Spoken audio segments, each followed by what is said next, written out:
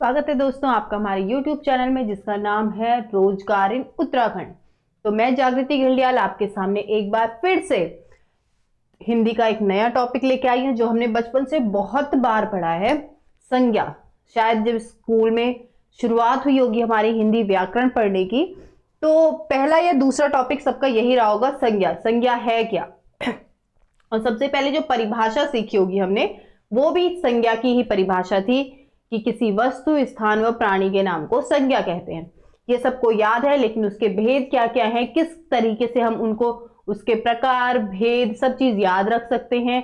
और जो हमारे बचपन का जितना भी नॉलेज था उस पे लगी हुई जो धूल है उसे हम किस तरीके से हटा सकते हैं और अपना जो भी हमारा नॉलेज था उसको कैसे हम फिर से एक बार बिल्कुल तरोताजा कर सकते हैं। तो आइए, स्वागत है आपका हमारे चैनल पे और हमारा आज का विषय है संज्ञा। तो जैसे कि मैंने आपको बताया है, किसी वस्तु, स्थान व प्राणी के नाम को संज्ञा कहते हैं। तो यहाँ पे भी वही लिखा है, किसी व्यक्ति, स्थान, वस्तु आदि तथा नाम के गुण, धर्म, स्वभाव का बोध कराने वाले शब्द संज्ञा कहलाते हैं। यहाँ पे कुछ उदाहरण दिए हैं, शाम, आम, मिठास, हाथी आदि। ठीक है। इसके अलावा वह विकारी शब्द जिससे किसी विशेष व्यक्ति, वस्तु, भाव, जीव के नाम का बोध हो उसे संज्ञा कहते हैं। किसी व्यक्ति, वस्तु, प्राणी, स्थान, भाषा, अवस्था, गुण, दशा के नाम को संज्ञा कहते हैं। संज्ञा शब्द का प्रयोग किसी वस्तु के लिए ना नहीं यहां पर होना चाहिए, या वस्तु के नाम के लिए होता है। हिमालय, राम, हनुमानगढ़, पुस्तक, बीमार, गाय।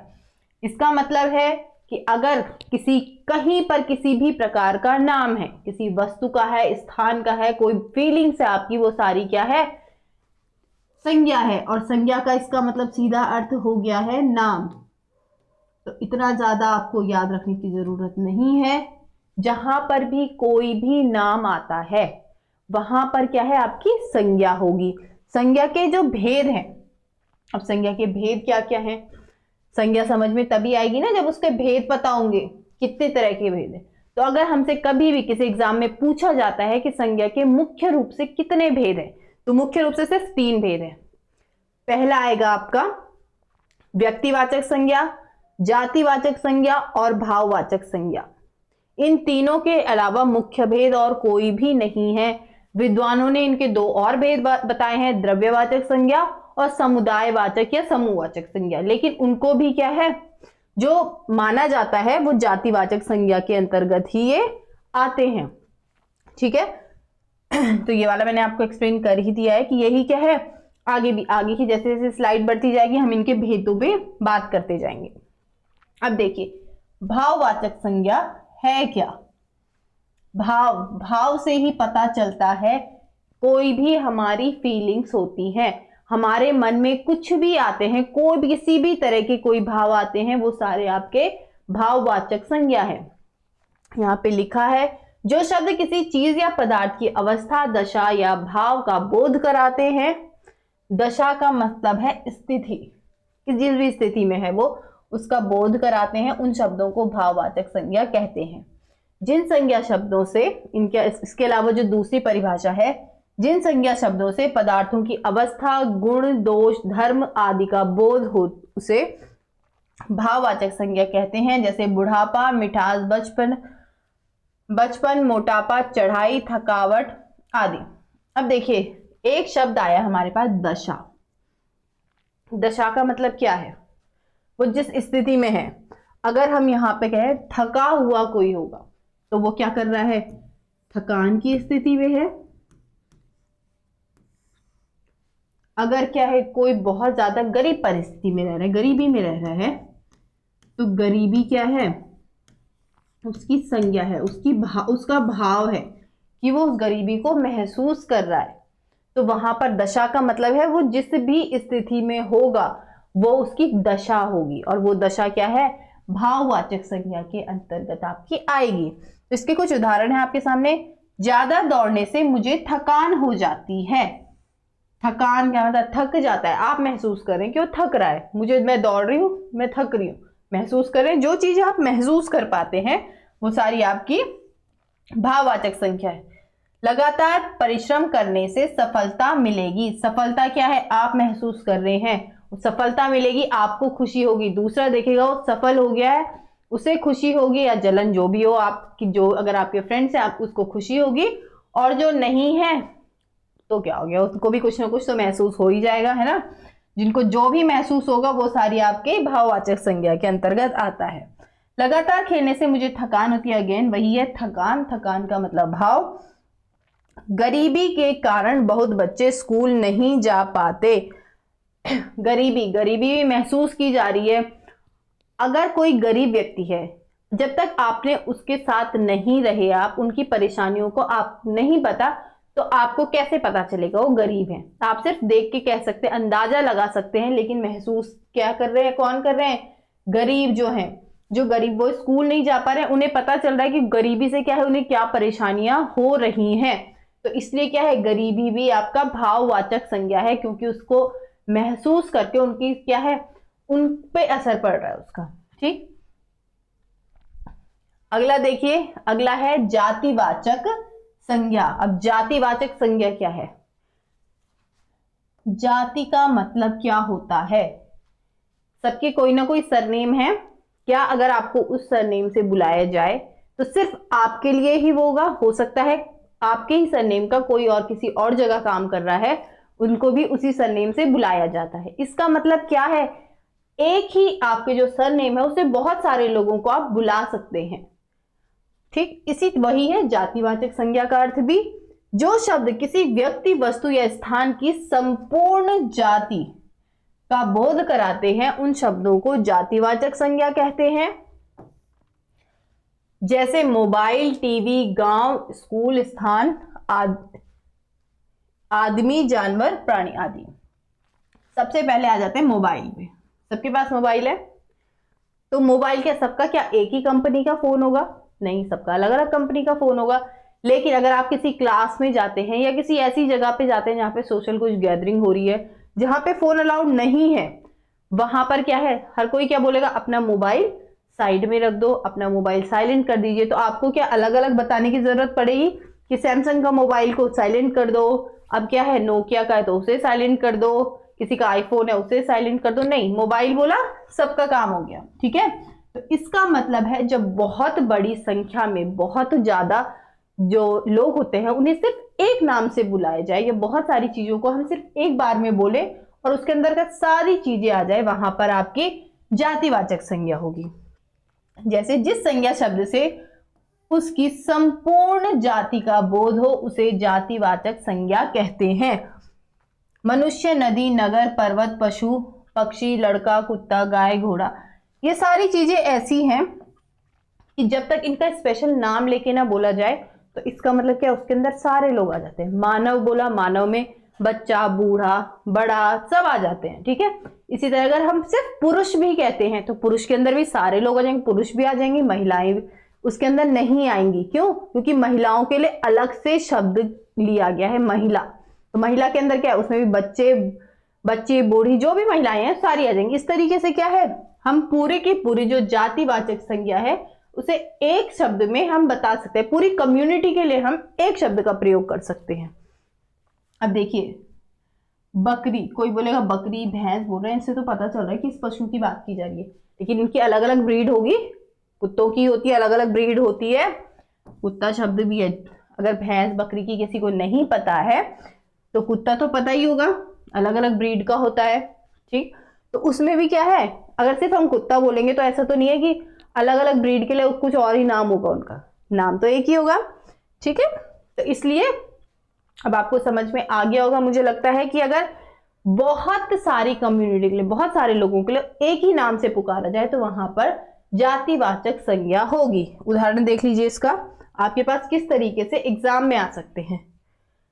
स्कूल में बच्चे पढ़ते हैं, बच्चे में क्या आ जाएगा, बच्चे में वो लड़कियां भी होंगी, लड़के भी होंगे, तो वो सारे क्या है, बच्चे ही होंगे। लेकिन हमने ऐसे नहीं कहा कि कुछ लड़कियां पढ़ती हैं कुछ लड़के पढ़ते हैं। अगर लड़के लड़कियां भी बोले तो भी जातिवाचक में आ जाएगा।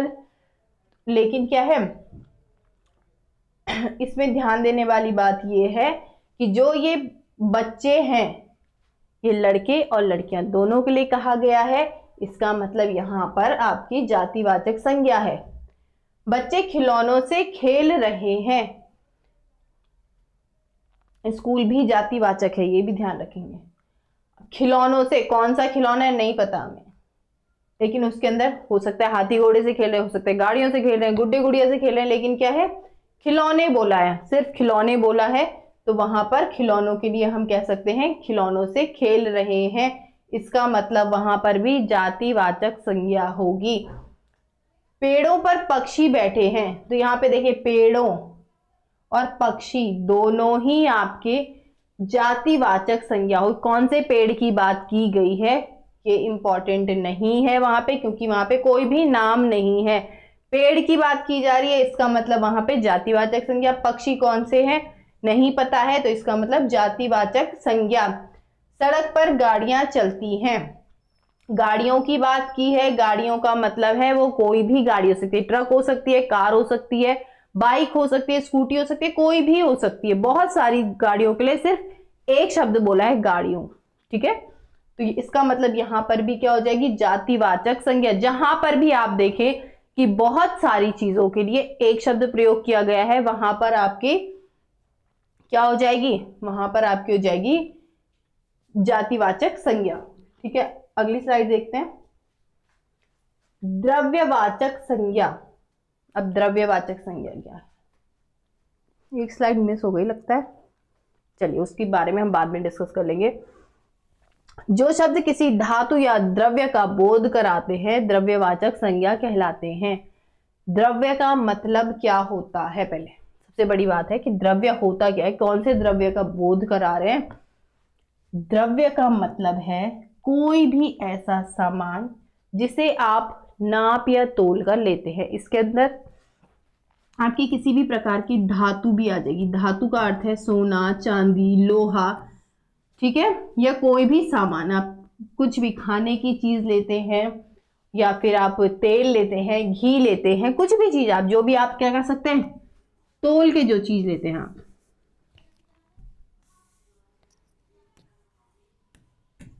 तोल के जो भी चीज ली जाएगी वो आपकी सारी की सारी क्या होंगी, द्रव्यवाचक संज्ञा। तो जो शब्द किसी धातु द्रव्य का बोध कराते हैं द्रव्यवाचक संज्ञा कहलाते हैं। कोयला, पानी, तेल, घी। अब देखिए जो लोग क्या है घर में रहते हैं, गांव में रहते हैं, वो कहते हैं कोयला कौन सा खरीद के लिया जाता है, हमारे यहाँ तो ऐसे ही बन जाता है। ठीक है, लेकिन क्या है शहरों में लेना पड़ता है, जब कहीं से बाहर से आप लेते हैं तो वो चीज क्या है तोल के ली जाती है। पानी बिस्लरी की एक बोतल लेंगे, तोल के 1 लीटर होती है, तो इसलिए क्या है वो भी द्रव्यवाचक संज्ञा में रखा गया है। अगर आप पानी लेंगे या पानी भी लेने जाएंगे, किसी बंठे में ला रहे हैं, बोतल में ला रहे हैं, डिब्बे में ला रहे हैं, कैन में ला रहे हैं, वो क्या है किसी बर्तन में ही तो ला रहे हैं। इसका मतलब क्या है वो तोल के नपा हुआ तो है ही, इसलिए वहां पे क्या होगी द्रव्यवाचक संज्ञा। इसके अलावा इसकी परिभाषा है जिन संज्ञा शब्दों से किसी धातु, धातु का अर्थ है सोना, चांदी, लोहा, पीतल, ये सारी चीजें धातु हो जाती हैं। द्रव्य, द्रव्य का मतलब होता है वैसे लिक्विड, कोई भी लिक्विड हो, आदि पदार्थों का बोध हो, उन्हें द्रव्यवाचक संज्ञा कहते हैं। जैसे घी, तेल, सोना, चांदी, पीतल, चावल, गेहूं, कोयला, लोहा आदि। देखिए द्रव्य के अंदर अब हमने चावल और गेहूं भी रख दिया, क्योंकि इन्हें भी हम तोल के ही लेंगे। इस प्रकार की संज्ञा के 5 भेद हो गए हैं, किंतु अनेक विद्वान समुदायवाचक और द्रव्यवाचक संज्ञाओं को जातिवाचक संज्ञा के अंतर्गत ही मानते हैं। यही उचित भी प्रतीत होता है। क्यों मानते हैं, इसलिए माना जाता है इन्हें कि जातिवाचक संज्ञा का ही भेद है या पार्ट है, क्योंकि चावल जो है पूरे समुदाय के लिए, अगर बहुत सारे एक कट्टा चावल होगा तो भी चावल बोलोगे, इसीलिए वहां पर उसको क्या माना जाता है कि ये क्या है जातिवाचक है। चावल बोला तो हर तरीके के चावल उसके अंदर आ जाएंगे, इसलिए कहा जाता है कि जातिवाचक संज्ञा का ही एक भेद है। इसके अलावा समुदायवाचक, समुदाय भी क्या होता है ग्रुप के लिए एक शब्द होता है, लेकिन वहां पर बहुवचन का प्रयोग नहीं होता है। ठीक है, वो अगली स्लाइड में हम देखते हैं। पहले द्रव्यवाचक संज्ञा के हम उदाहरण देख लेते हैं। मेरे पास सोने के आभूषण हैं। अब आप बोलेंगे इसमें नापने तोलने की तो कोई बात ही नहीं की है, लेकिन सोने के आभूषण कैसे लेंगे? नाप तोल के ही लेंगे या ऐसे उठा के सुनार की दुकान से ला जाएंगे? नहीं, वो तोल के ही देगा। आजकल तो देखने के लिए भी नहीं देंगे, है ना, फ्री में। तो सोने के आभूषण हैं।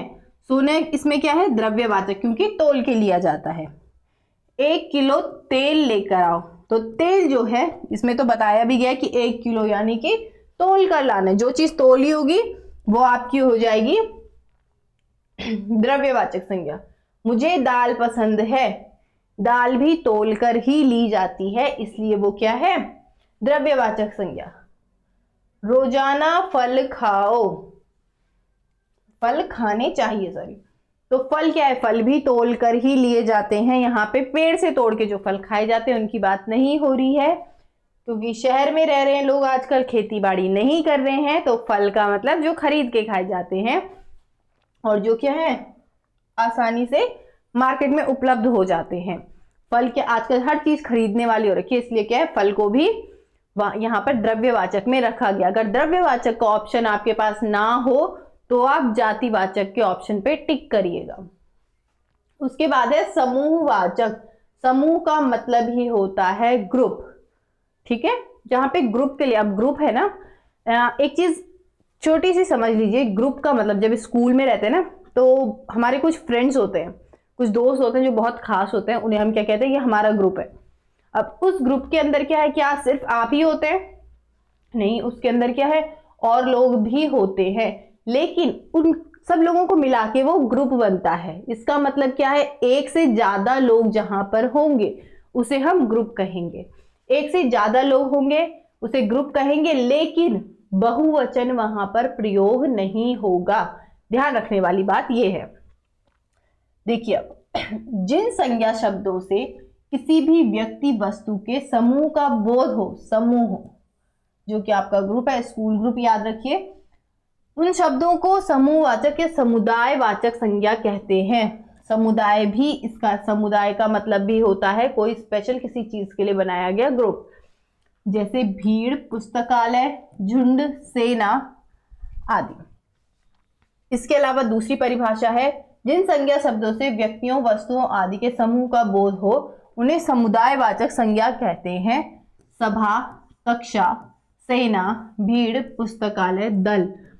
अब देखिए, दल का एक अर्थ होता है पत्ते, लेकिन यहां पे क्या है? पत्ते इसका अर्थ नहीं है, इसका अर्थ है ग्रुप, समुदाय, ठीक है। इसका अर्थ क्या है? समुदाय। यहां से अनेक अर्थ भी आपके निकल गए, दल के एक और अर्थ निकल गया पत्ते। तो समुदाय की लेकिन यहां पे बात की गई है।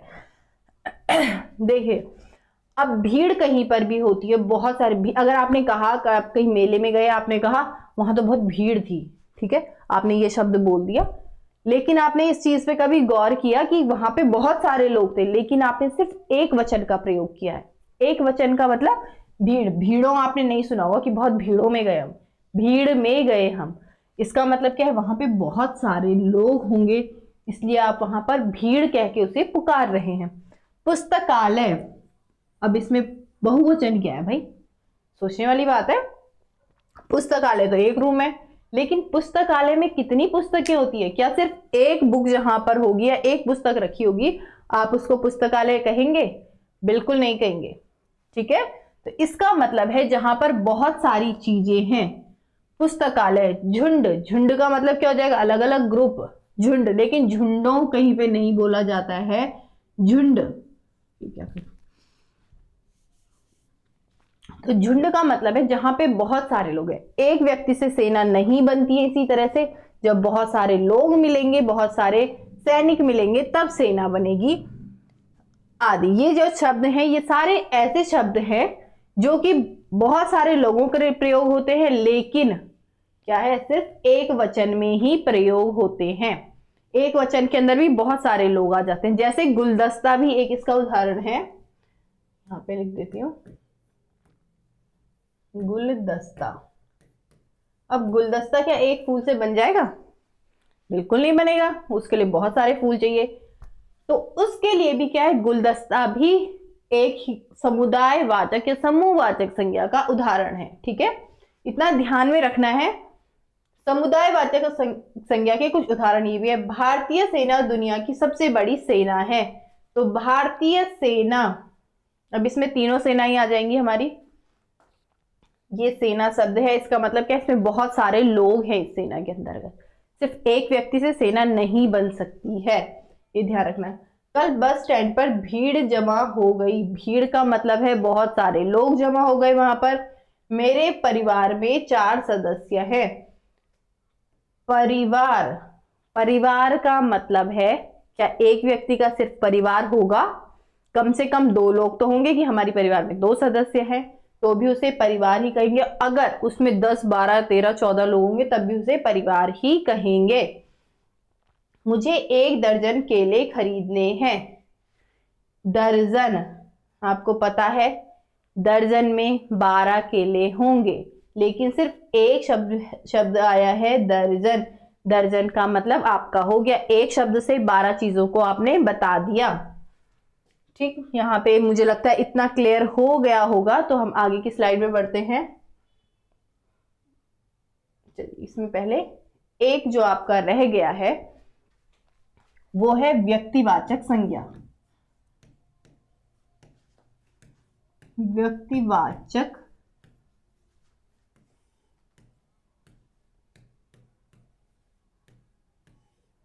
तो व्यक्तिवाचक संज्ञा होती है किसी भी निश्चित नाम को व्यक्तिवाचक संज्ञा कहते हैं।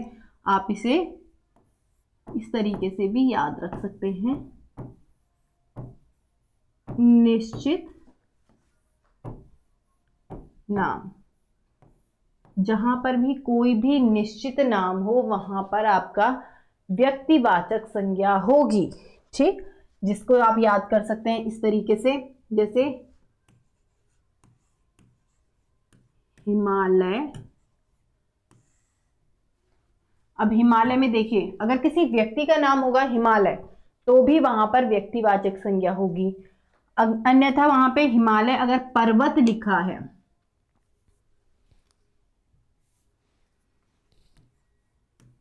पर्वत, तो इसका मतलब तो आपको पता ही चल गया, हिमालय पर्वत किसी निश्चित चीज की बात की गई है, तो इसका मतलब यहां पर व्यक्तिवाचक संज्ञा। इसके अलावा अगर किसी शहर का नाम है, सपोज दिल्ली,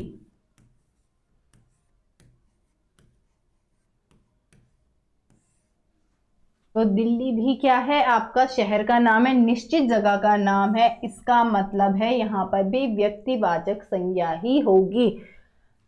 अब देखिए, एक वाक्य से समझने से, राम कल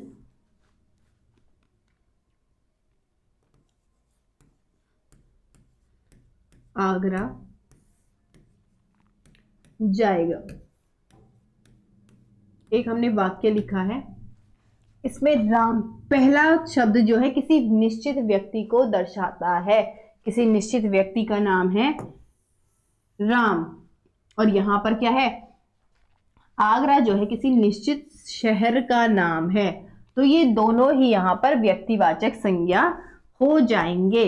इसके अलावा अगर हम इन नामों को छोड़कर कुछ और देखें कि क्या चीज हमें देखने को मिलती है, तो देखिए किस तरीके से हम और इसे समझ सकते हैं।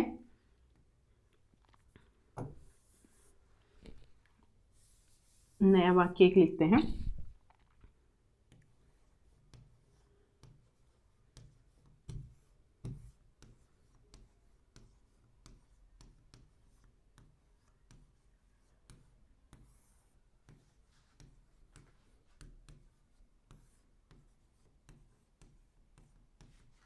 और इसी से एक मिलता जुलता एक और वाक्य लिख लेते हैं। मुझे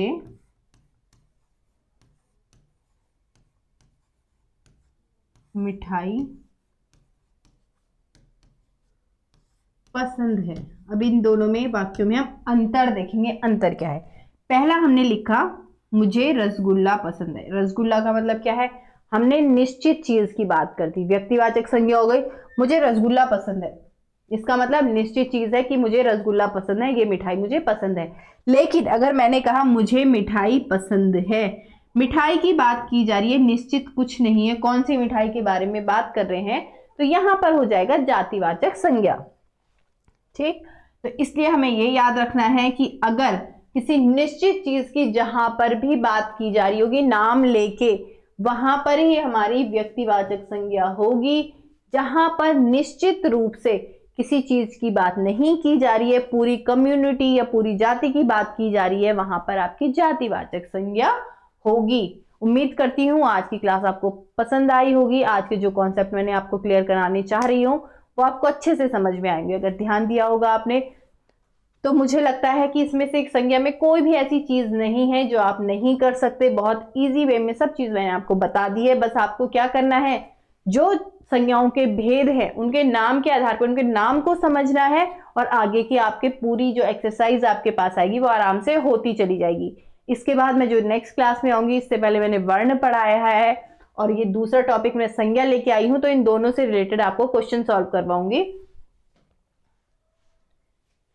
तो देखिए, अब जो हमारे ऐप की बात है या फिर आप किसी जो भी एग्जाम की आप तैयारी करना चाहते हैं, उसके लिए अगर आपको सिर्फ फिजिक्स, केमिस्ट्री और बायोलॉजी के बारे में पढ़ना है और आप कोई और किसी भी सब्जेक्ट को नहीं पढ़ना चाहते हैं, तो इनके लिए अलग अलग तरीके के बैच लॉन्च किए गए हैं। ये 499 में आपको फिजिक्स, केमिस्ट्री, बायोलॉजी और मैथ्स आपको मिल जाएगा। ठीक है, इनकी आप तैयारी कर सकते हैं। ये हमारे नंबर दिए गए हैं स्क्रीन पे।